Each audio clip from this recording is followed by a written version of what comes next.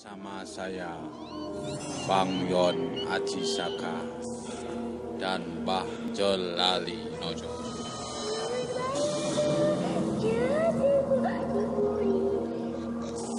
Memasuki sesi kedua cerita misteri malam ini, kami akan membawakan cerita misteri yang lainnya dengan judul Diincar Dedemit Kasmaran.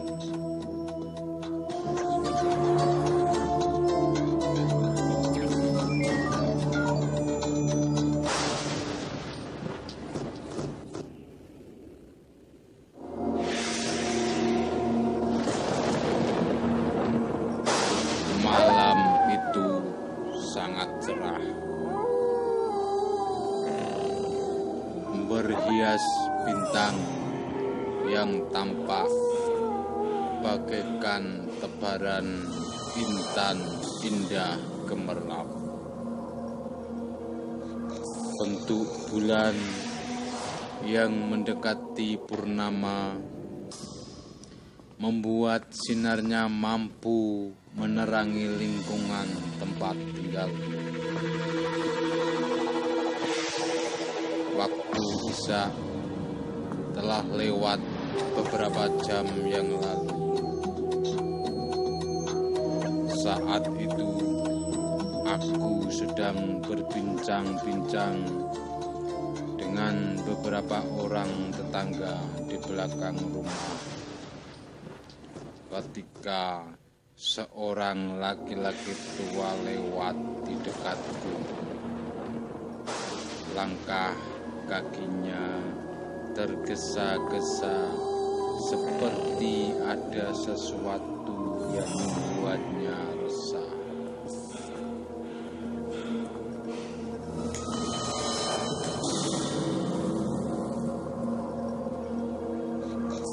Sinar lampu di depan rumah tetanggaku yang 10 watt kurang begitu terang.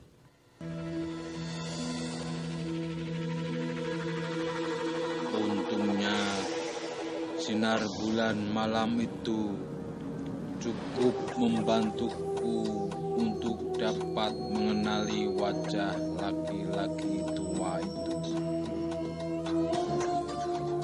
Aku merasa penasaran untuk mencari tahu ada apa gerangan yang membuat laki-laki tua bernama Karto itu tampak kebingungan.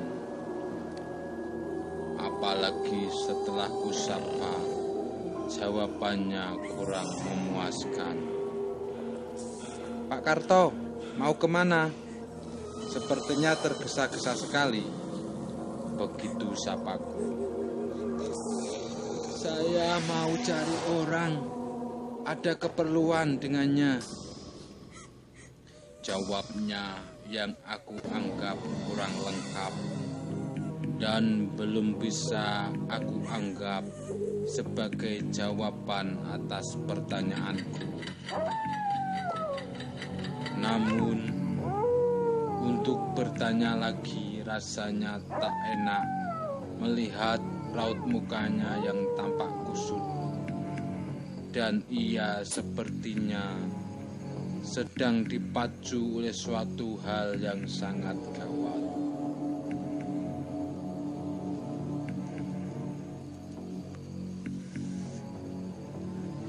Beberapa orang yang tengah duduk bersamaku juga ikut penasaran. "Kenapa dengan Pak Karto? Dan siapa pula yang tengah dicarinya?" Tetanggaku Watno ikut nyeletuk. "Mana kita tahu. Tunggu sebentar lagi, dia pasti lewat di sini lagi," kataku memastikan. Memang benar apa yang kuperkirakan. Beberapa menit berselang, Pak Karto lewat lagi. Kali ini ia berdua dengan seorang laki-laki yang kukenal bernama Sotik. Mereka berjalan dengan langkah cepat.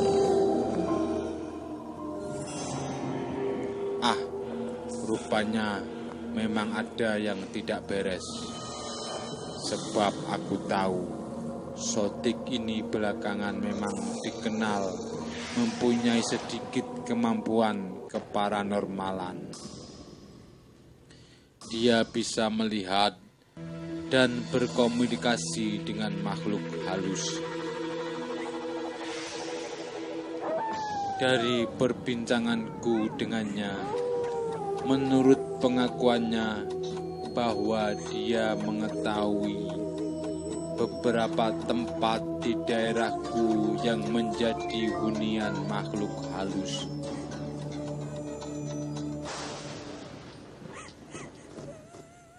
Aku mempercayainya karena apa yang diceritakannya sesuai dengan yang telah ku ketahui. Dan beberapa kali aku melihat sendiri bagaimana dia menyembuhkan orang sakit karena gangguan makhluk halus dengan metode seperti layaknya yang dilakukan oleh seorang dukun ketika menangani pasiennya.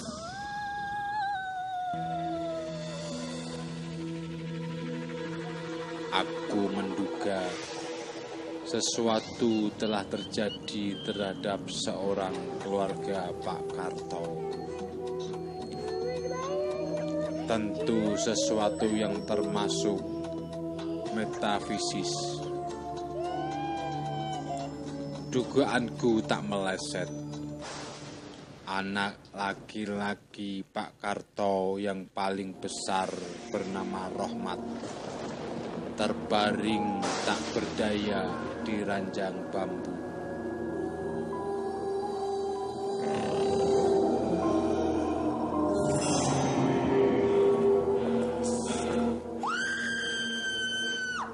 Rohmat usianya masih belasan tahun. Dan Rohmat ini punya sedikit kelainan, yaitu tak pernah bergaul dengan anak-anak sebayanya, sehingga membuatnya tak disukai oleh anak-anak seusianya.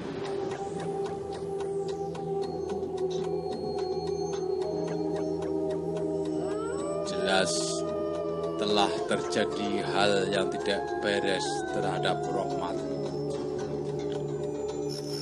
Ia telah dirasuki kekuatan halus. Meski ketika itu aku belum tahu makhluk halus dari mana yang telah membuatnya begitu dan apa sebabnya.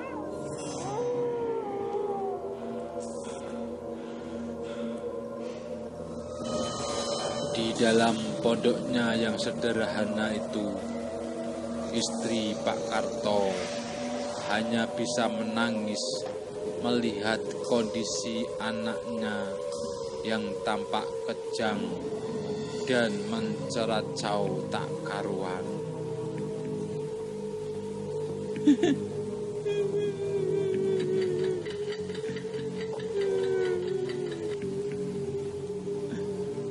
Sodik segera mendekati tubuh Rohmat seperti layaknya seorang juru sembuh. Kedua tangan Sodik bergerak memegang beberapa bagian tubuh Rohmat.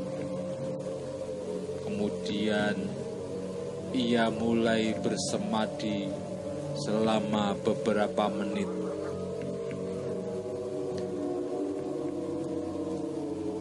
Tampak mulutnya komat kamit bergerak-gerak mengucapkan kalimat-kalimat yang sukar dimengerti dengan suara yang hampir tak terdengar. Tak lama setelah Sodik membacakan kalimat-kalimat berupa mantra itu, tubuh Rohmat mulai bergetar seperti orang yang menggigil kedinginan. Tapi sebentar saja tubuh Rohmat kembali diam, namun pandangan matanya tampak lain. Bagus, kamu mau datang juga kupanggil. Aku harap kamu menjawab pertanyaanku, ucap Sodik dengan suara datar.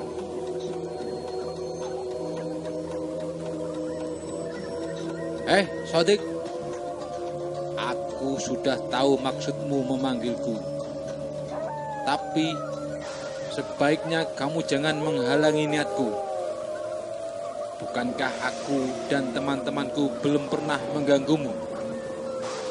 Jawab Rohmat yang dalam kondisi kerasukan itu.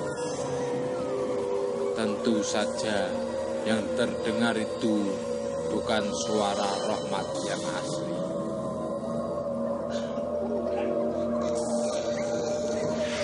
Jelas sekali suara yang keluar dari mulut Rohmat bukan suara Rohmat, melainkan suara milik seorang perempuan.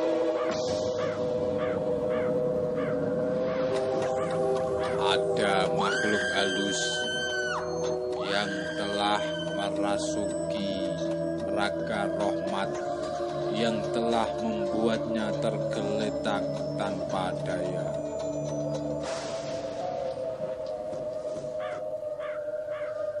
Sodik menjelaskan tentang makhluk halus yang tengah merasuki raga Rohmat dengan suara berbisik kepadaku.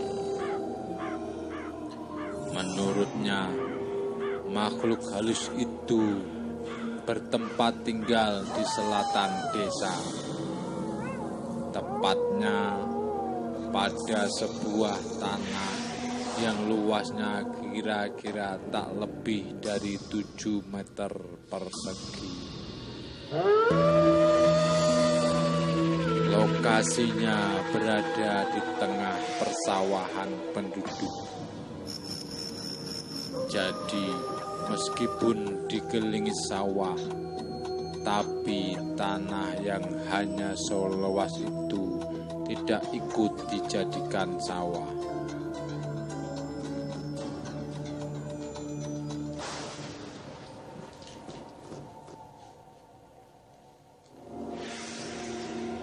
Memang tak ada seorang pun yang berani merubahnya, sehingga pemandangan pasti menarik perhatian orang yang melihat tanah tersebut.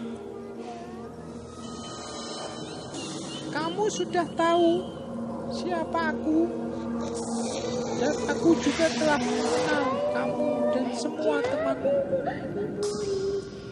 Tapi kamu malah mengganggu anak laki-laki yang tubuhnya sedang kamu pakai. Berarti kamu tidak memandangiku. Sama artinya kamu menantangku untuk bertarung. Sekarang katakan, kenapa kamu mengganggu anak ini? Suara Sodik membentak seperti orang yang benar-benar marah.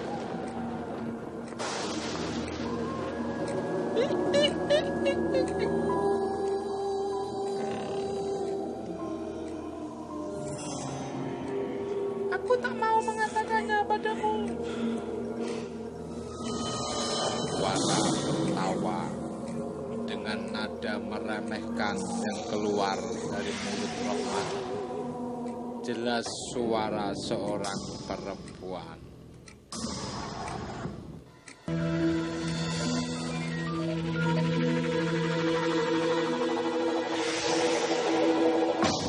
merasa diremehkan, Sodik pun memegang kaki Rohmat, lalu menekannya sambil mulutnya kembali komat kamit.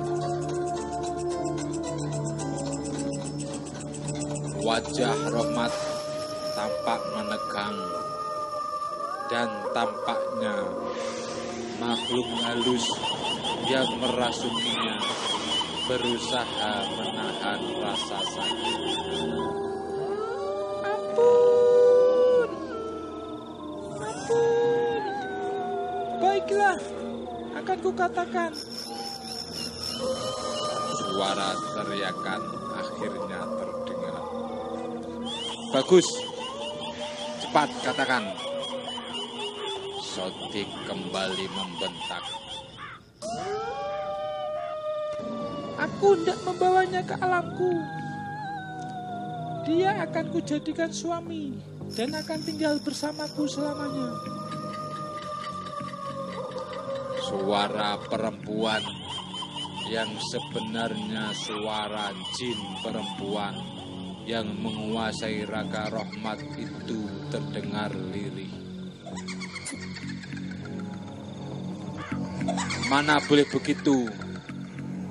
Itu berarti di alam manusia Rohmat akan mati, ujar Sodik.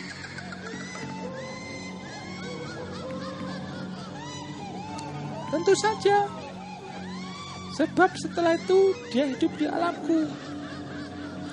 Kamu juga harus tahu, hal ini sudah merupakan perjanjian antara aku dan Pak Karto. Aku pernah bilang pada Pak Karto, aku mendatanginya lewat mimpi. Kukatakan bahwa aku akan mengambil anak laki-lakinya untuk tinggal bersamaku, dan sebagai gantinya, aku akan membantunya untuk menjadi kaya raya tanpa perlu kerja keras. Pak Karto diam saja.